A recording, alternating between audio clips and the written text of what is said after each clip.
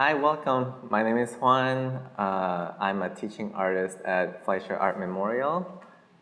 This week we're going to be looking at projects that have to do with color, and I also really like working with color, but also creating animals, because animals I think have very interesting colors and features to themselves, so we'll also be making different animals and thinking about what their colors are. Okay, so the material we're going to need for this project, and maybe for some of the other projects too that you can use, we'll be using, I have this acrylic set that I'm using. You'll need a brush, some container that you can put some water in to rinse out the brush with. I also have some paper towels that you can dry the brush with. You'll use different colors of construction paper. For this one project, I'm just going to be using a white sheet and any kind of scrap or a different construction paper you can cut into. And then we also have some oil pastels, color pencils, and markers. This is kind of the drier media, and this is kind of more the wet. And it will be relevant when we start the project. Okay, so today's project, we'll be making a pattern using symmetry and asymmetry, and we'll also be thinking about positive and negative spaces. So we'll start with learning about what symmetry and asymmetry is, and also positive and negative space. So symmetry, there's many different kinds of symmetries. We'll be learning a really simple one where basically it's a mirror of the other side. So here I have a picture of the Great Sphinx of Giza, and you can see I drew a line in the middle of it, and so each other half is very similar or the same as the other half. So there's still the hands and the hands on this side too. For example, this banana leaf, it's also very similar to the other side when you cut it in half or draw a line in half. This fig leaf, it's almost very similar, but there's many differences. For example, here there's like a couple more curves, and so this actually makes it asymmetrical. So it just means that it's not quite the same on one side to the other. So these are the symmetries that we're going to be thinking about. There's many other kinds, but for now, this is what we'll be using.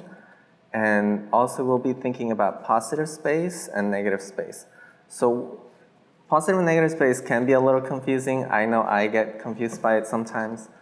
But essentially, positive space is what you're paying attention to. So right now, I think you can pay attention to this illustration by Eric Carle of the Hungry Hungry Caterpillar. So you can see the sun and the caterpillar and the earth. So all of those will be positive spaces. So what is negative is the white space that surrounds them. To start, I'm going to make this rectangular sheet of paper into a square. You can fold it from this corner into a side, and making sure that this corner makes a triangle and that it's flush against the side. And then we can fold this part up against the triangle. And so when you unfold the triangle, you'll have a square where the triangle was. And I'll be cutting off this leftover section. So from this square, I'll be folding this way, so it's the two corners to the other two corners.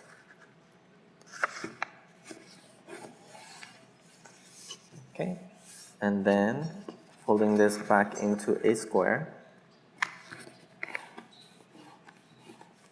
So you have a smaller square right now. And I'll unfold it. What you'll see is this is divided into 4 different sections right now. I'll do one more rectangle fold, triangle fold from the other side, because this is what we folded before, so we'll do it this way.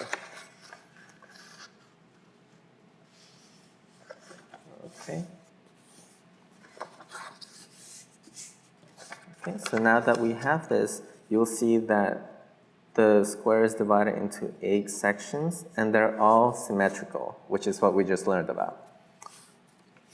And then from the scrap paper that I have, I will start making little stencils. Stencils are little cutouts that I'm going to make with these papers. I'm going to fold this in half. And stencils are essentially the negative space of the paper. So for example, if I cut out a heart,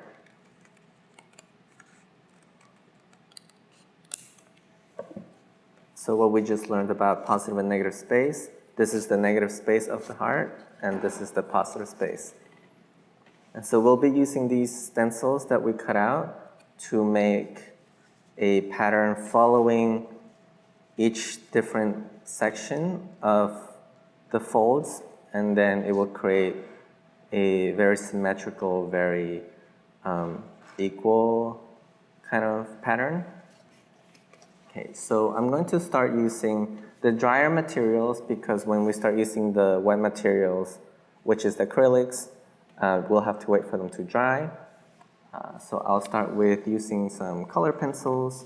So for example, if you can see the fold, I'm going to place this heart right here. I'm going to approximate it, but within the line.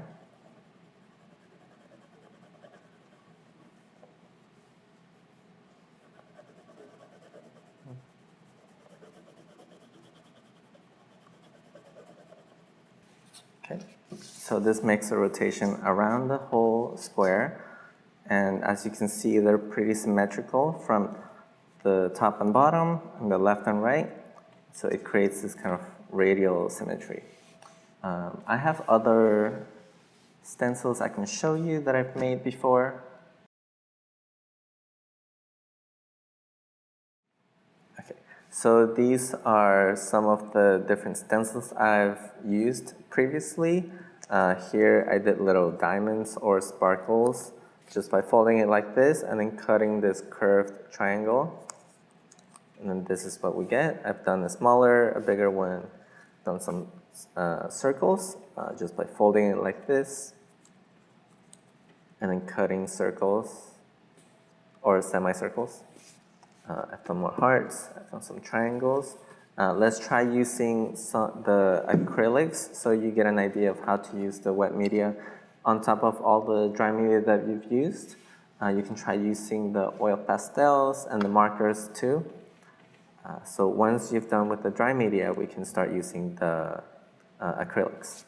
So you don't really need a lot of acrylics at once because if you use a lot of it and you load it up too much, it will bleed out and then the shape won't be very clear or precise. So just dab it a little bit until you just get enough paint on the brush. And if you have too much, you can also wipe it off on the container. Okay, and then I'm going to line it up at the left side of this heart and then just go over it. Just make sure to hold it with your other hand and then we can lift it carefully and then see. And we bled out a little bit here, but that's okay. And then we'll just continue to the other one.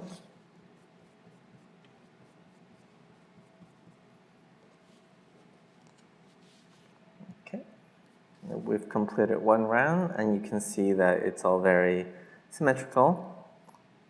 And then you can continue doing the different stencils even on the edges of the paper or more in the center. And depending on where you put it, it will create different effects for it. And this is an example of a finished piece of work that I use these stencils for.